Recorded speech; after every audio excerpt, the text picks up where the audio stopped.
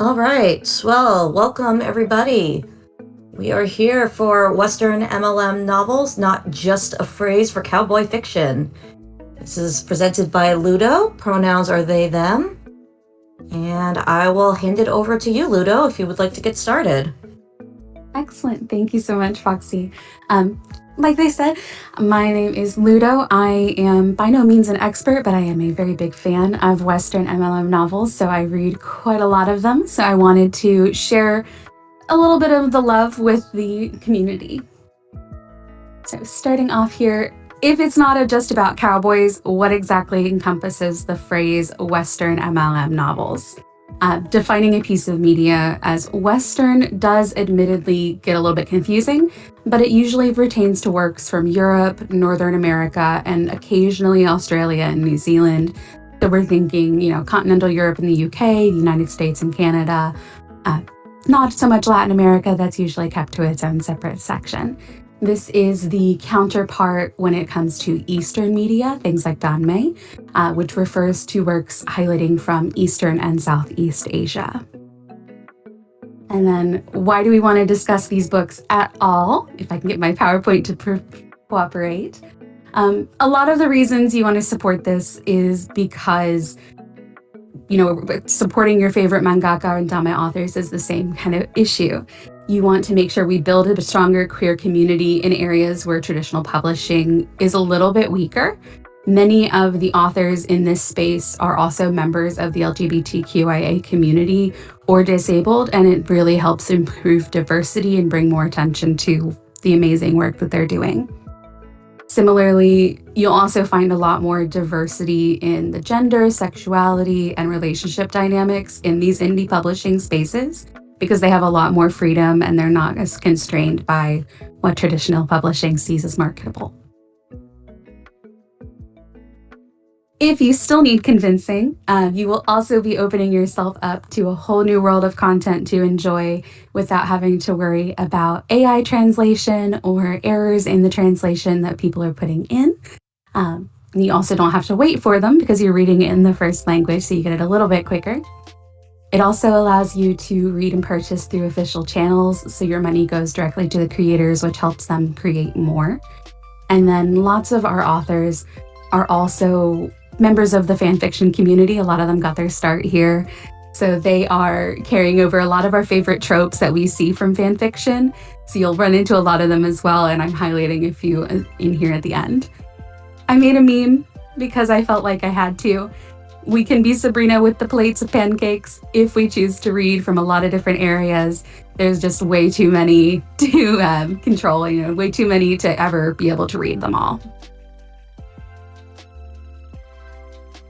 So if I've convinced you, hopefully, the question is usually from there, where do I find the good ones? Because Barnes & Noble doesn't have a ton, and this is absolutely true. There are some that get published through the traditional routes that you can pick up in there, but a lot of the times we need to go through self-publishing routes in indie spaces. And for that means you're really going to have to go to social media. A lot of it means that we have to use Facebook, which we don't necessarily love, but it's totally worth it. If you go onto Facebook, you can type in the search bar, MM book recommendations and get 10, 15 different forums and groups that you can find. Some of them focused on specific tropes. I know off the top of my head, there's ones for daddy fiction. There are ones for darker fiction and taboo stuff that they can't publish on Amazon so people can find each other. A lot of things like that where it's really just involving yourself more in the community. It is a little bit older, so a lot of them are on Facebook versus finding them on Twitter or Tumblr, but they do exist there as well. I also fully recommend, if you are able financially, to check out subscription services, because programs like Kindle Unlimited and Kobo Plus do pay the authors directly for the number of pages that you read. So that means that even if you only read 20 pages of a book and you decide it's not for you, they're still getting, 10 cents, 5 cents per page that you did finish. It's, something that even if it's a little bit, that will add up and really influence what they're getting and help encourage them to keep going. And then once you find the authors that you really like and vibe with, some of them have Patreons, a lot of them have personal websites where you can buy copies of their books directly. And then you get those EPUBs that you always have in your folders, and you don't have to worry about Amazon or anybody changing their guidelines, that you can, so you'll always have a copy of it. I also wanted to hype up Smashwords. It is, if you've not heard of it, it is a little bit like an AO3, but for indie published books. There are a lot less censorship issues on Smashwords, so you'll find a lot of your taboo literature there, a lot of your dead dove themes. It is a wild and woolly wonderland, but it is very, very secure and it's safe, where you can buy any of the books that you want in just about any topic that you can think of without having it show up on your PayPal or something like that, as in something, this person's buying smut. It just says, I think, words to fiction, I think. But it's an absolutely fantastic marketplace for a lot of things that you have difficulty finding on Amazon or might have censorship issues. And then I wanted to highlight, this is kind of my traditional publishing starter pack. These are some of the biggest named male fiction, I think, that get highlighted in the Western community. Of course, Captive Prince, which I know a lot of people read. A lot of us cut our teeth on that one. Conventionally Yours takes place at a convention. So it's, male romance where they fall in love at like an anime con or a gaming convention. So I had to highlight that one. Nightmare Before Christmas is a little bit of Jack Skellington falls in love with Santa. And Cemetery Boys is a trans and Latinx mystery story. Very, very fun representation. And then Darkness Outside Us being more sci-fi. They're stuck on a spaceship together. There are all kinds of varieties, and I love being able to highlight some of the ones that have gotten really, really popular and seeing how well they've done in a pop like fiction and pop culture space.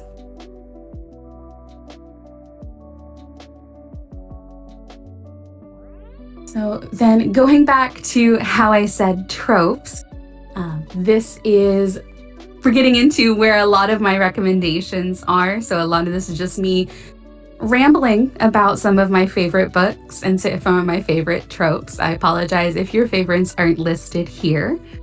So I have For Shifters, which are always a staple in the fanfiction community. We have Dragon and the Prince by Adara Wolf, and Our Phoenix is one of my favorites. The basic premise is when you show up to kill the dragon and sleep with him instead. This is a medieval fantasy setting with enthusiastic use of projectile weaponry, aphrodisiac saliva, and of course, he has a tail and he knows how to use it, so it's automatically good.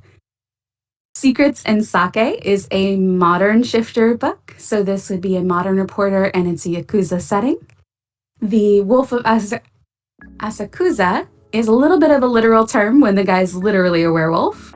This is also a insta-love story, so it's very much, quick and fast. They fall in love head over heels so fast, and don't think about it too hard. We don't think about the crime implications or the legal implications. It is just crack. Like, so many of these books are just absolute crack and joy.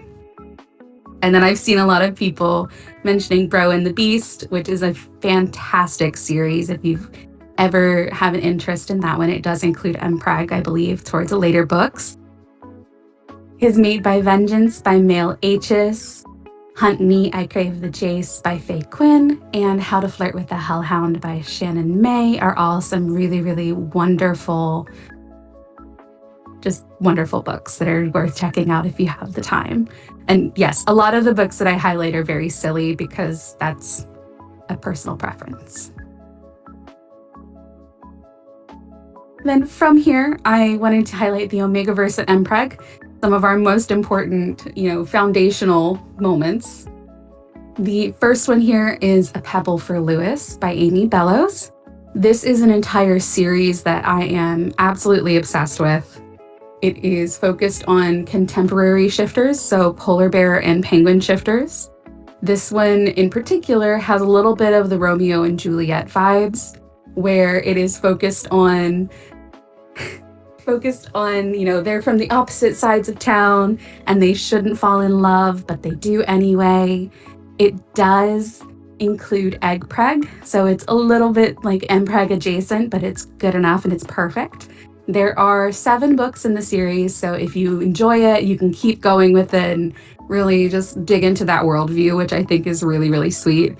It's very interesting, the world building that they've built up for that one. The second one is Cautious Max by Ro Horvat. This is a non-shifter Omegaverse, and this one is a little bit more on the smut side. A wealthy older Omega and a younger Alpha.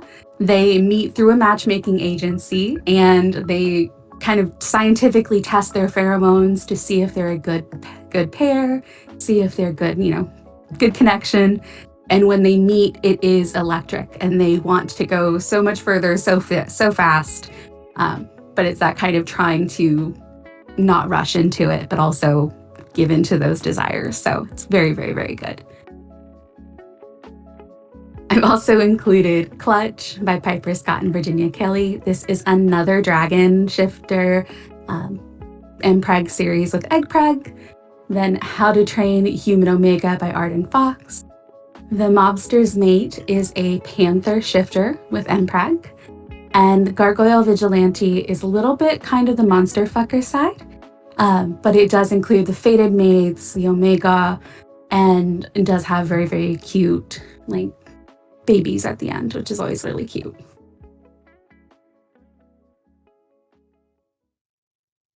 Down here, I have my Monster Fucker panel.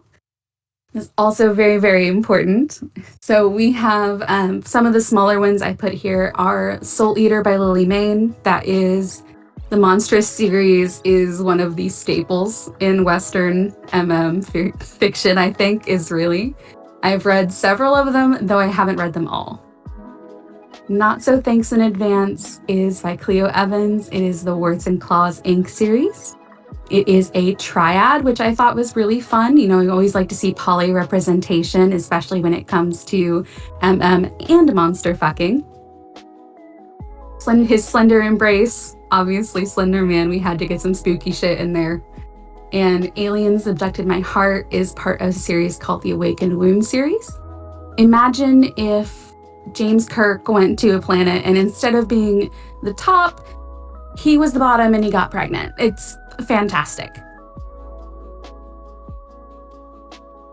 The other 2 I highlighted here is You're Not My King by Aaron Hawke. This one is a twink getting abducted and sold to the highest bidder on the alien planet. It includes language barriers because neither of them speak each other's language because they're not from the same planet. It includes scent marking, nodding. It's a little bit dubious consent because of the whole language connection issues. And the bottom is a brat. And he does eventually get over it, kind of, but never completely. The second one is Tentacles and Triathlons. This is the second book in a series where he's actually the brother of the main female character in the first book.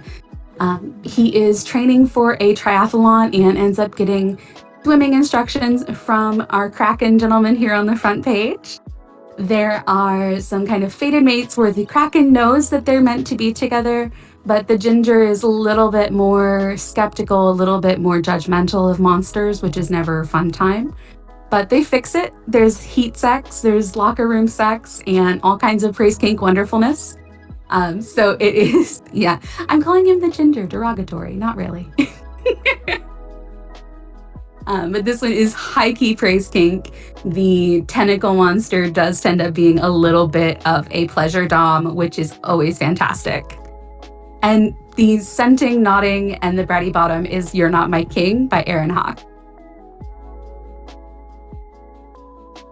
And I am going to share a link to all of these in extra credits afterwards. I'm still building it out, but I'm going to make sure to share it with everybody. The next one is just a little palette cleanser, a nice slice of life section. Some of these are personal favorites, like A.J. Truman's Ancient History. His works are always fantastic if you just want something where it's, simple, day-to-day. This one is Secret Sweethearts, where they meet again when they're both teaching at the same school. It was the nerd and jock when they were in high school, and they were apart for a whole bunch of years, and then they got to meet again. So it's that second chance romance that's really, really good when you just want something sweet and light. The second one is Sweet On by Johannes T. Evans. This is a short story, so it's always easier to get into those when they're about 50 or 60 pages. It is the chocolatier desperately trying to get the attention of one of his repeat customers. It is autism for autism. It is very, very cute. They are talking about, encouraging each other to kind of get out of their little traits of things. And then I've also included here Cubs and Campfires, fantastic bear rep. Love seeing those when they're going camping. Pies and Promises by Ducky Mack is a cute little farmer's market meet cute. And then The Roommate Arrangement and Flip Job are both a little bit more on the blue collar side of things, which is really enjoyable because I enjoy reading them when they're manly men, It's kind of fun. And then going on here, I'm getting back into some of my darker stuff. So I have Adora Wolf and R. Phoenix again, because my absolute favorite pairing of authors. This Gambler's Conceit is a MMM/M. So he has 3 boyfriends. It's fantastic for him. We love it. Everybody in the series is morally gray. This one includes polyamory, obviously, dacrophilia, and breath play. So this one is rife with trigger warnings. If you've never checked it out, I would make sure that you check those first if you've got any hesitations. There's a very, very detailed choking scene, which can be questionable for some people's taste. And then secondly, here I see people already talking about Unhinged by Olney James, the Necessary Evils series. It is 7 adopted sons, all psychopaths, but this one in particular is a model. It's kind of like if Robin Hood, they were all Robin Hood, but instead of stealing, they just kill them. And high emphasis on the touch 'em and die vibes. It is the epitome of, I found this thing 5 minutes ago and now I will murder everybody in the room if they touch it.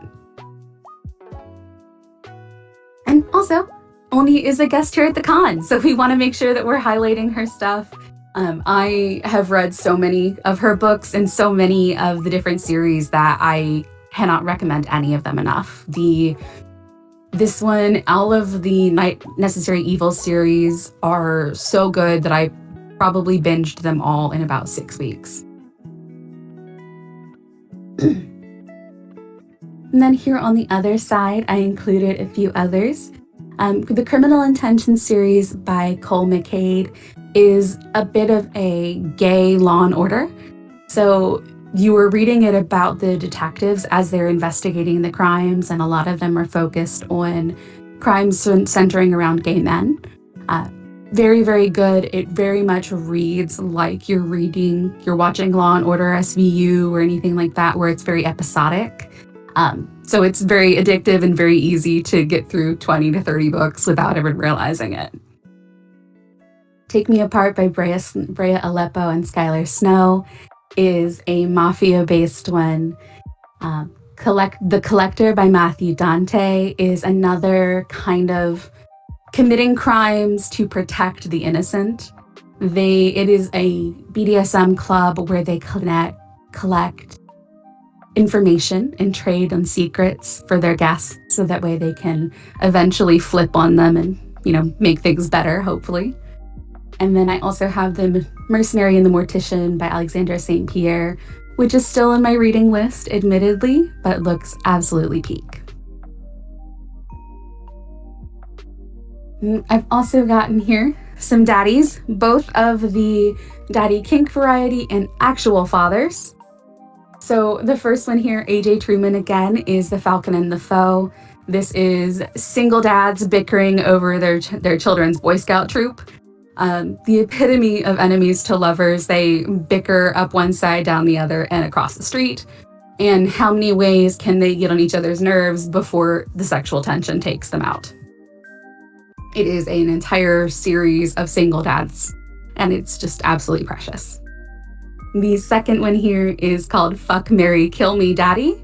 I've included this one as a quote because it's the perfect way to explain the book, which is just gonna kill you so fucking hard, baby. Promises, promises, daddy. Because basically the merc is trying to do his job, and the target just doesn't quite understand that trying to kill him isn't a love language, which sounds like a skill issue. This is instant obsession and completely over the top, but in the absolute best ways. I was rolling laughing the entire time. Then I also have Cora D, which is I believe this one is taboo, so keep that in mind. A lot of Kara's stuff can be. One Reason to Stay is an older bear and younger man kind of using each other for motivation, and very, very sweet. Rider is the first book in the Blue Collar Daddy series. They meet because the bottom is having a freak out in the tool aisle at Home Depot, trying to figure out how to fix his sink, and they connect, and he comes home with him to help him fix the leak under the sink, very much meet cute of, oh no, I need this help. I'm stuck in the washing machine. And then A Stable Daddy is a little bit more of an ABDL story, so that might not be everybody's taste. But it does include the younger one being... Exactly! The younger one does end up being the dominant partner, which is always really, really exciting to see. So ABDL is kind of an age play. That's the easiest way to say it.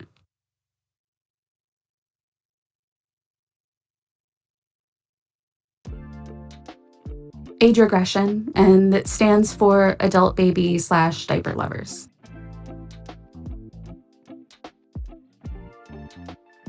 And we are at a con where no judgment is allowed, so ha ha ha ha. And then the next slide here, I have spooky bitches. These are vampires, demons, hauntings, just a lot of stuff like that. Kellen Graves has the spooky kind of mermaids. This one is a really, really great trans rep pirate story. Absolutely fantastic. The Ghost of Elwood by Jacqueline Osborne is the Victorian manor house, complete with the ghosts, where the author moves into the house and he falls in love with the ghost that's haunting it. This is such a perfect story. I loved the entire series. Prince of Lust by Lucian Burr is a short erotic novella. So this one is about 70 pages. It's basically when you've been pent up for so long, you summon a demon to fuck you about it. He's a priest, so it includes the wonderful sacrilegious. So you kind of become priests of something else instead. And then a filthy talking demon lord. Love Immortal by Kit Vincent is very dark academia vibes, very kind of vampire-y things. Same thing with A Flame in the...